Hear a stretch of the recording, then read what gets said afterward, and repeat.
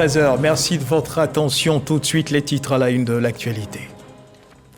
Ancien compagnon de Nelson Mandela aux heures chaudes de l'apartheid, le professeur Satasivan Cooper, invité en Côte d'Ivoire en vue de partager l'expérience de l'Afrique du Sud en matière de paix et de réconciliation nationale, a été reçu par le ministre de la Réconciliation nationale Kwadio Konambertin et Eugène Akaoué, les présidents du CSEC.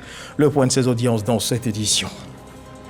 Nous irons à Boundiali pour suivre ce constat opéré par le président d'Al-Sayek Group, l'investisseur partenaire de la mairie de Boundiali, sur l'évolution des travaux de construction de la plus grande usine de transformation de l'anacarde. L'usine envisage de transformer 50 tonnes de noix de cajou par jour et réduire ainsi et contribuer à réduire le problème du chômage des jeunes dans la région. On en parle également dans cette édition. En Centrafrique, début de campagne pour le référendum constitutionnel. Des partisans du mouvement Cœur Uni du président centrafricain étaient réunis à Bangui à la faveur du top départ de cette campagne référendaire. Les Centrafricains sont attendus le 30 juillet pour le vote d'une nouvelle constitution. Voilà pour l'essentiel. Madame, Monsieur, bonjour. Merci de nous suivre. À l'agenda du chef de l'État, ce lundi matin, du côté du palais présidentiel, une audience solennelle de prestation de serment de la présidente du Conseil constitutionnel, Chantal Nanaba Camara. Ce qu'il faut également savoir, c'est que le parc d'exposition d'Abidjan sera inauguré cet après-midi en présence du vice-président de la République, Thiemoko Méliès Koné. L'édifice accueillera des compétitions sportives, des manifestations tant culturelles que commerciales, capacité d'accueil 10 000 personnes. À suivre assurément dans nos prochaines éditions le point de toutes ces activités. Sachez également qu'une délégation de médecins allemands présents en Côte d'Ivoire s'est rendue à Yamoussoukro pour des échanges avec le président du Sénat, Jeannot Ahoussou Kouadio. Au terme des travaux, les 4 professeurs en médecine venus de Freiburg ont été élevés au rang d'officiers dans le mérite ivoirien. Kader Sogodoko. Siège du Sénat à Yamoussoukro. L'ambassadeur de Côte d'Ivoire en Allemagne, Philippe Mankou, conduit une délégation de la sphère médicale de ce pays ami. Ils sont tous issus du centre hospitalier universitaire CHU de Fribourg. En ligne de mire, la coopération médicale entre la Côte d'Ivoire et l'Allemagne. Dans l'action que mène son Excellence le Président de la République pour la Côte d'Ivoire, il veut faire de notre pays le hub sur le plan médical. Et nous avons donc rencontré les professeurs du Fribourg qui, eux, ont pris la décision sur eux d'établir un partenariat avec les structures de santé de la Côte d'Ivoire, de discuter avec leurs homologues ivoiriens pour se partager les expériences. Après des échanges fructueux avec le président du Sénat et la forte délégation de sénateurs présents, place à la reconnaissance de la Côte d'Ivoire. On se souvient. Le président de la Chambre haute du Parlement, Jeannot Ahoussou Kouadio, avait passé un séjour médical de 8 mois entre 2020 et 2021 en Allemagne. Il a pu ainsi bénéficier du savoir-faire de ces éminents médecins qui, en ouvrant le chapitre de la coopération médicale avec la Côte d'Ivoire, sont élevés au grade d'officier du mérite ivoirien. Je suis convaincue que nous pouvons arriver à un vrai échange d'expériences et nous pouvons apprendre quelque chose l'un de l'autre. Et en même temps, nous pouvons aussi contribuer à renforcer les capacités médicales en Côte d'Ivoire. Pour le Sénat, la coopération doit s'étendre dans tous les domaines utiles. Nous allons nouer à travers ce partenariat de coopération avec les hôpitaux régionaux de Côte d'Ivoire, parce qu'avec le changement climatique, il y a des nouvelles maladies qui apparaissent. Ils ont une expérience avec des centres de recherche, établir un partenariat avec le CHR de Yamoussoukro ou bien le CHR de Bouaké, ça peut nous être profitable. Durant leur séjour en terre ivoirienne, la délégation allemande aura des rencontres scientifiques, mais également des visites de structures sanitaires. Voilà la coopération entre la Côte d'Ivoire et l'Allemagne réaffirmée. Premier titre de ce journal, il séjourne depuis quelques jours sur les bords de la lagune et brillait un ancien compagnon de Nelson Mandela aux heures chaudes de l'apartheid, le professeur Satasivan Cooper, invité par le président de la République Alassane Ouattara en vue de partager l'expérience de l'Afrique du Sud en matière de paix et de réconciliation nationale. Il a été reçu par le ministre de la Réconciliation nationale Kwadio Konambertin et Eugène Akaoué, les présidents du CSEC. Reportage, Serge Pakomdidi, Godefroy Kambawa. Le professeur Satasivan Cooper, un compagnon de lutte de feu le président Nelson Mandela, séjourne actuellement en terre ivoirienne. Cet artisan de la paix pour la stabilité retrouvé en Afrique du Sud a été reçu par Kwadwo Kona-Bertin, ministre de la Réconciliation et de la Cohésion nationale. Au sein des échanges, partage d'expériences sur l'exemple sud-africain en matière de réconciliation et de paix. Le président de la République, son Excellence M. Alassane Ouattara, a estimé que le professeur Cooper pouvait donc venir nous enrichir. Nous avons pris beaucoup de bonnes notes, beaucoup de choses qui peuvent donc nous inspirer et aider à enrichir nos idées pour conduire notre processus à bon port. Santa Sivan Cooper a également rencontré Eugène Akawele, président du Conseil économique, social, environnemental et culturel. Pour le président du CESEC, la visite de cette personnalité sud-africaine témoigne de la qualité des liens unissant la Côte d'Ivoire et l'Afrique du Sud. Notre souhait au CESEC, c'est de nous inspirer du modèle du Robben Island Museum pour la préservation et la promotion des sites historiques et culturels en Côte d'Ivoire. Notre institution prend en compte les principales thématiques, conseil économique, social, environnemental et culturel. Le professeur Santa Sivan Cooper, qui a passé une dizaine d'années de sa vie en prison, dont 5 dans la même cellule que feu le président Nelson Mandela, invite le peuple ivoirien à bâtir une nation unie et fraternelle. Une personne ne peut pas être une langue, une personne ne peut pas être une religion, une croyance, mais l'on peut être un citoyen fier d'être ivoirien. Santa Sivan Cooper est enseignant psychologue. Il est depuis 2012 le premier président africain de l'Union internationale des sciences psychologiques. Vous êtes ivoirien et vous résidez à l'étranger, vous pouvez désormais bénéficier de la protection sociale. Les produits du régime social des travailleurs indépendants ont été présentés par la Caisse nationale de prévoyance sociale aux représentants des associations de la diaspora lors d'une rencontre tenue au ministère d'État, ministère des Affaires étrangères, de l'intégration africaine et de la diaspora. Laure Goretti, Alexis Ouedraogo. Désormais, les Ivoiriens de la diaspora peuvent bénéficier des produits de la Caisse nationale de prévoyance sociale, CNPS. Ce sont des produits taillés sur mesure pour les travailleurs indépendants à l'étranger. Selon les statistiques, nous avons 1 240 000 travailleurs du secteur informel qui sont membres de la diaspora et qui pourront adhérer au régime social des travailleurs indépendants, leur donnant ainsi tous les avantages qui leur sont offerts par un système de protection sociale. Très belle initiative. On attendait ça depuis longtemps. Imaginez quelqu'un qui a fait 20 ans, 30 ans comme moi en France, qui arrive, qui n'a pas de couverture, peut-être parce qu'on nous dit qu'il faut cotiser 35, 40 ans en France pour pouvoir avoir la retraite par exemple. Mais à quel âge on part en Europe pour pouvoir faire les cotisations de 35 ans et 40 ans? Mais de savoir aujourd'hui qu'il existe la CNPS pour pouvoir répondre justement à ces inquiétudes, c'est un apaisement. Cette initiative de l'État à travers le ministère d'État, ministère des Affaires étrangères, de l'intégration africaine et de la diaspora vise l'extension de la couverture sociale. En mettant en place un régime de protection sociale permettant la couverture des travailleurs indépendants étendue à notre diaspora, la CNPS vient matérialiser la fidélité du chef de l'État à ses engagements et qui plus est, fait écho à la stratégie actuelle de développement de notre pays. Instauré en 2019, le régime social des travailleurs indépendants est la couverture sociale obligatoire pour l'ensemble des travailleurs indépendants de Côte d'Ivoire, aujourd'hui étendu à la diaspora.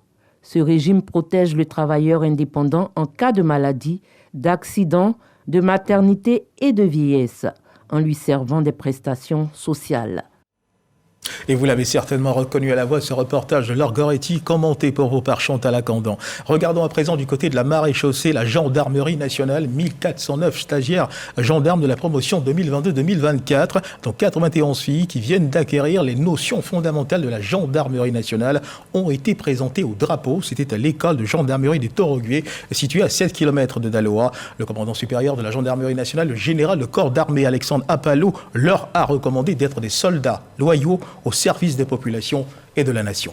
Walter Amadou Ouattara. Après 3 mois de formation militaire et d'instruction sur les notions fondamentales de la gendarmerie nationale, ces 1409 élèves sous-officiers, dont 91 filles, en première année issues de la promotion 2022-2024, sont présentés au drapeau. Le général de corps d'armée, Alexandre Apalo Touré, commandant supérieur de la gendarmerie nationale, revient sur le sens de cette cérémonie. En effet, il est de coutume que les jeunes citoyens qui ont choisi d'embrasser le métier des armes avant leur formation professionnelle passent par une forme de purgation. Cette étape décisive et déterminante dans la carrière de tout militaire dénommé formation commune de base marque la période au cours de laquelle les nouvelles recrues s'imprègnent des premières choses qu'il faut connaître avant de se faire appeler véritablement militaire. Le patron de la maréchaussée ivoirienne rappelle également aux nouvelles recrues les valeurs morales et professionnelles à adopter.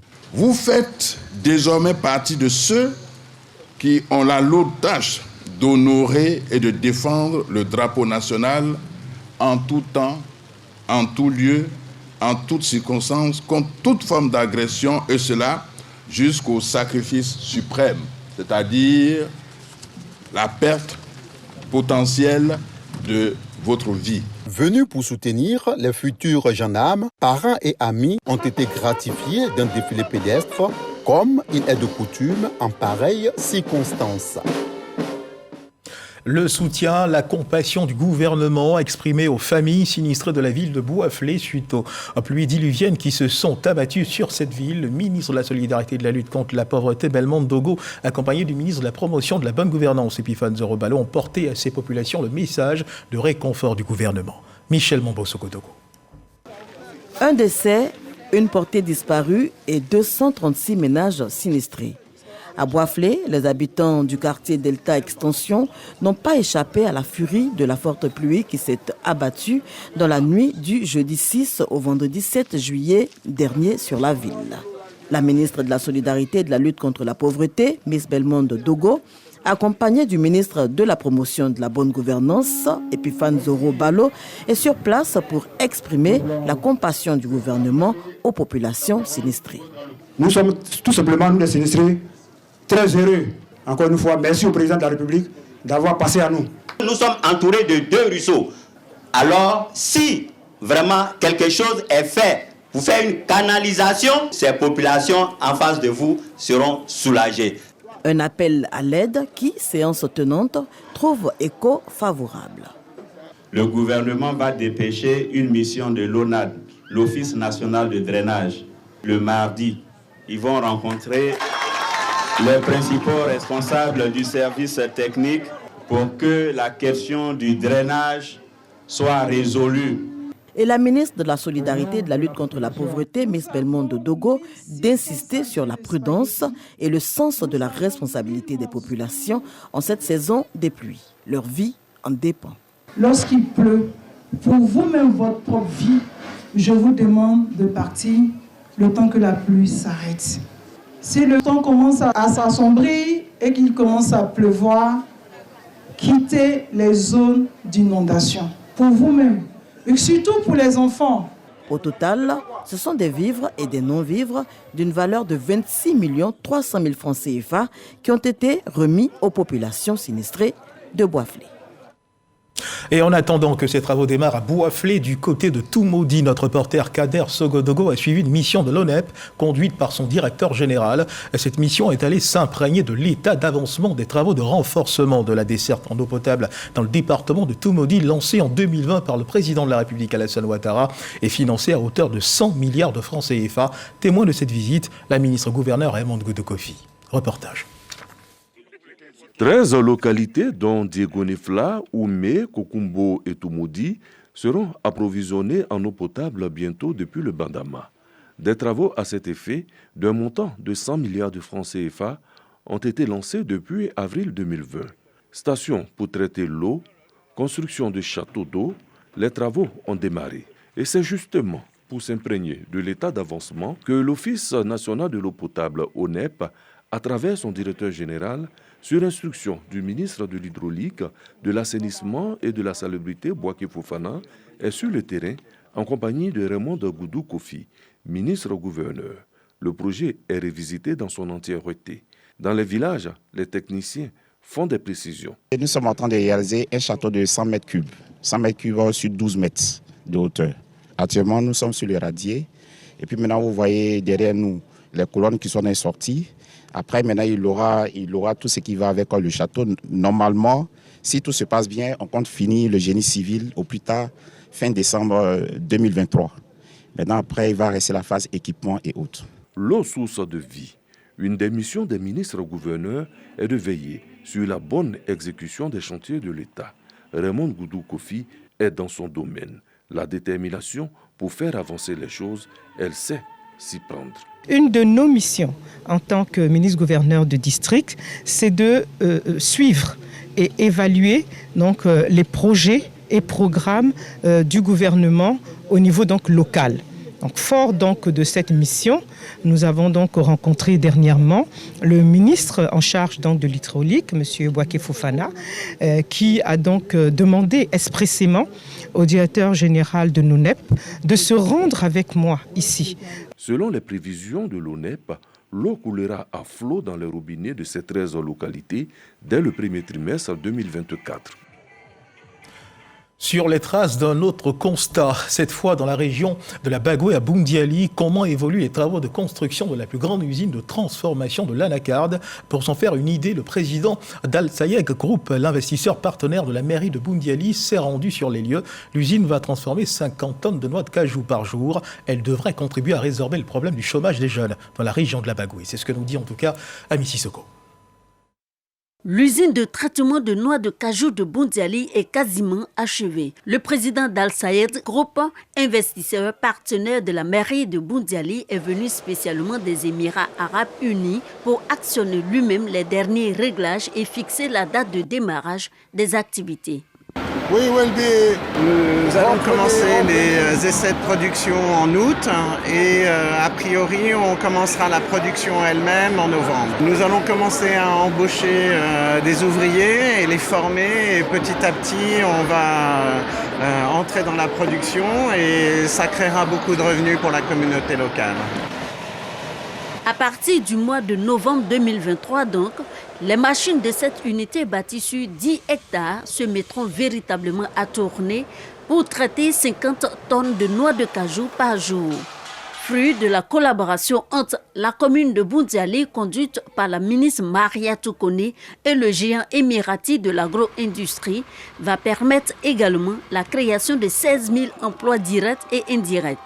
Nos remerciements vont d'abord à l'endroit de notre fille, de notre sœur, Madame le maire Maria Toukone. Tout ce que nous sommes en train de voir, c'est grâce à elle, c'est grâce à son leadership. Nous sommes contents pour les îles que vous implantez dans notre commune. Nous sommes contents parce que vous allez donner du travail à nos enfants. Nous n'aurons plus de problème quant à se poser la question de savoir qu'est-ce qu'on va faire avec notre produit qui est le cajou. En plus de cette unité fonctionnelle à partir de novembre 2023, une autre déjà en construction sur le même site de capacité égale sera mise en service selon l'investisseur émirati en janvier 2024. Le tout pour un coût estimé à plus de 15 milliards de francs CFA. Et loin des moteurs qui tournent, le gouvernement travaille avec efficacité au développement des villes secondaires. Après les zones industrielles d'Abidjan, les zones industrielles de San Pedro, deuxième ville économique du pays, font l'objet d'une étude de monographie. Un atelier de validation de la plateforme de gestion des occupations dans ces zones industrielles vient de se tenir dans la ville portuaire de San Pedro. Le point avec Sam Conan, notre correspondant permanent dans le Bassa Central. Les problèmes des zones industrielles de San Pedro sont connus. Ils sont, entre autres, le non-suivi de l'attribution des baux emphytéotiques, la sous-location de certaines parcelles, l'occupation anarchique et irrégulière et les remblayages du lac. Et depuis la création de la ville jusqu'à ce jour, toutes ces zones-là, à aucun moment, n'ont connu d'aménagement. Ce qui est vraiment un sérieux problème pour la ville de San Pedro. Donc nous pensons que la SOGEDI qui vient d'arriver va nous aider à trouver des solutions à tous ces problèmes-là que nous avons au niveau de San Pedro. Les solutions à ces problèmes que connaissent les zones industrielles de San Pedro passent, selon les experts, par une étude de monographie dont la validation s'est faite au cours d'un atelier initié par le projet d'amélioration des services des industries en Côte d'Ivoire. Cette étude vise à réaliser un état des lieux exhaustif et fiable de l'occupation des sols des zones industrielles de San Pedro et de la connaissance de l'ensemble des contribuables et des ressources imposables. Elle s'est déroulée autour des activités majeures suivantes. La réalisation d'enquêtes terrain donc auprès des entreprises industrielles et aussi des administrations. La conception d'une base de données du système d'information géographique. En clair, cette étude de monographie menée par un cabinet d'études tunisien a permis d'identifier chaque occupant des dites zones industrielles, son activité, son statut et le taux d'occupation de sa parcelle. Et les femmes du village d'Akabrebois, localité située dans le département de Lakota, ont reçu la visite du maire de Lakota, Sami Meri. Il leur a rendu hommage et s'est saisi de l'occasion pour prôner à ces populations l'idéal de paix et de cohésion véhiculé par le président Ouattara. Mahama Traoré. Chants et danse à l'entrée du village d'Akabrebois. L'ambiance se poursuit à la place publique. Dans ce village de la commune de Lakota, le maire Sami Meri vient prôner la vision de paix et de développement du président Alassane Ouattara. C'est la fraternité qui doit dominer. Et c'est ça qui doit régner tous les jours. L'amour, la fraternité, les frères et sœurs. Depuis 10 ans, on est avec le président Alassane Ouattara. C'est avec lui qu'on construit, c'est avec lui qu'on fait les ponts, c'est avec lui qu'on fait les routes, c'est avec lui qu'on fait les hôpitaux. Ce message est diffusé à la faveur d'une cérémonie d'hommage aux femmes d'Akabrebois. Elles reçoivent de leur premier magistrat des cadeaux et divers matériels pour développer des activités génératrices de revenus. Depuis qu'il a la tête de Lakota, on a eu un grand changement. Il a transformé la ville, il a transformé les villages, il nous a envoyé les hôpitaux, les ambulances. Nous disons merci au président de la République d'avoir rapproché le maire de Lakota auprès de lui. Ce moment nous a permis donc de sensibiliser les jeunes, de sensibiliser les femmes et de leur démontrer encore notre amour pour le développement de Lakota, et de leur démontrer effectivement le développement qui est aux portes grâce au président Alassane Ouattara. En cette année électorale, Sami Meri exhorte les populations d'Akabrebois à faire preuve de civisme pour un scrutin apaisé le 2 septembre prochain. Un mot en rapport avec la littérature dans ce journal en vue de contribuer à la transformation positive de l'économie dans un monde en perpétuel bouleversement. Un ex-ministre du Burkina Faso, Dr Harouna Kaboré, fait une proposition littéraire résumée en une œuvre dénommée « Influence de l'intelligence économique sur la prospective ». L'auteur de cette œuvre s'est inspiré d'expériences de chefs d'entreprise, de membres de gouvernement et de chercheurs. Il a procédé à la dédicace de son livre, cérémonie parrainée par Kabaniale, la ministre du Plan et de l'Économie. Léon Brou. Elle définit à son entame l'intelligence économique comme un mode de gouvernance de l'information et la prospective comme la planification pour se projeter sur l'avenir.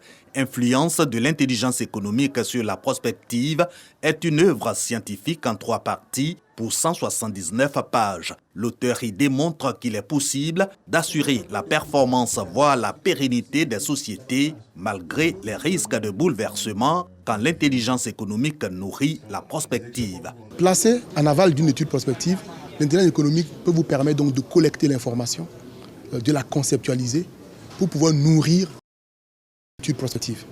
Placé en amont d'une étude prospective, l'intelligence économique, à travers la veille, peut vous permettre donc de mettre en œuvre la stratégie développée, de pouvoir surveiller l'évolution, de pouvoir donc réajuster. Concrètement, l'intelligence économique donne les outils et orientations nécessaires à la décision en vue de la croissance. Mais comment? La réponse dans les 2 dernières parties de l'ouvrage. L'écrivain est rejoint par le directeur de cabinet de la marraine de son œuvre, la ministre Niale Kaba. C'est une œuvre qui traite des questions ou de problématiques importantes qui sont au cœur des politiques publiques en termes de préparation, de conception, de mise en œuvre et de suivi de l'action de développement. Et à ce titre, le ministère du Plan et du Développement se fait le plaisir de s'associer à cette dédicace. Spécialiste de l'intelligence économique et ex-ministre burkinabé, Dr Aruna Kaboré veut contribuer à promouvoir l'intelligence économique et la prospective. Ces deux outils de croissance économique et de développement encore peu valorisés. Lui inspire influence de l'intelligence économique sur la prospective, son premier essai littéraire, du reste accessible à tous, sa double expérience d'acteur du privé et du public. Après le travail et la récompense, les responsables du lycée professionnel de Bondoukou ont donné vie à cette assertion. Les meilleurs élèves de ce lycée ont été primés au cours d'une cérémonie d'excellence qui s'est déroulée au sein de l'établissement. Objectif de cette cérémonie, inculquer aux élèves le goût du travail bien fait. Herman Yamia. Ils sont 20 élèves du lycée professionnel de Bondoukou qui se sont distingués de par la qualité de leur travail au cours de l'année scolaire qui vient de s'achever. Au cours de cette cérémonie d'excellence qui clôture l'année scolaire, ils ont été récompensés pour leur mérite. Pour que la formation de nos stagiaires soit complète, il leur faut affronter la réalité des entreprises. C'est la raison pour laquelle la tutelle a rendu obligatoire à partir de cette année un stage d'au moins 1 mois pour chaque stagiaire. Le major de la promotion sortante et la meilleure élève fille de cette école ont eu droit à des présents en plus des diplômes d'honneur. Il y a beaucoup travaillé, des amis, on a fait des groupes d'études. Donc c'est à partir de là aussi je me suis donné au travail. C'est le travail qui peut nous amener loin. Je suis fier parce que ce n'est pas la première fois. En première année, j'ai été primé aussi. En deuxième année, pareil. Donc en troisième année, conserver encore ce même titre-là. En tout cas, je suis fier de moi-même et de mes professeurs aussi. Le parrain de la cérémonie, Yao Kobena Dongo, cadre du Gontougo, a salué le mérite des élèves primés avant de s'engager à toujours être aux côtés de cet établissement qui, selon lui, forme les bâtisseurs de la Côte d'Ivoire de demain. Il faut qu'on travaille. Bondoukou regorge de potentialités diverses. Il y a beaucoup de cadres dans cette région. Il y a également beaucoup de ressources minières dans cette région. Il y a des ressources agricoles dans cette région. On ne peut donc pas accepter qu'on nous qualifie de région pauvre. Il nous faut donc nous lever, nous battre. Changeons de mentalité pour que cette région évolue. Une visite guidée de cet établissement qui forme les élèves dans plusieurs filières dont la menuiserie, l'électricité, la plomberie, la mécanique, la maçonnerie et la construction métallique a mis fin à cette cérémonie. Un reportage d'Herman Yamia est dans le fil de l'actualité nationale. Cette signature de convention entre l'Office du service civique national et l'Académie régionale des sciences et de la mer. Cette école va accueillir des jeunes dans le cadre de la 2e édition du programme Campus Citoyen. Les détails avec Patricia Kouakou et Didier Nguessan. Le site de l'Académie régionale des sciences et techniques de la mer va abriter la 2e édition du programme Campus Citoyen qui est un rassemblement de jeunes. Pour donner un cachet juridique à cette activité, l'Office du service civique national a procédé à une signature de convention avec l'Académie. Nous sommes réunis aujourd'hui pour parler du service national des jeunes, qui est un dispositif de l'Office du service civique national qui est mis en œuvre en vue de renforcer l'engagement civique et citoyen de nos jeunes. Dans le cadre de l'approfondissement du partenariat avec le ministère de la Jeunesse, de l'insertion professionnelle du service civique, l'ANSEM a proposé la signature d'une convention pour la formation de 750 jeunes au métier offshore et connexes. Un accord de partenariat qui contribue à la formation des jeunes tels que dévoués au ministère de tutelle. Cet engagement fort qui marque quand même un tournant assez décisif pour l'Office du service civique national dans le déploiement de ses activités programmatiques, notamment le service national des jeunes, dont l'un des piliers est quand même le campus citoyen. Et c'est 700 000 de nos jeunes frères et sœurs qui seront touchés par ce programme d'envergure et qui matérialise un peu l'annonce du chef de l'État de faire de 2023 l'année de la jeunesse. Les inscriptions sont ouvertes du 10 au 23 juillet 2023.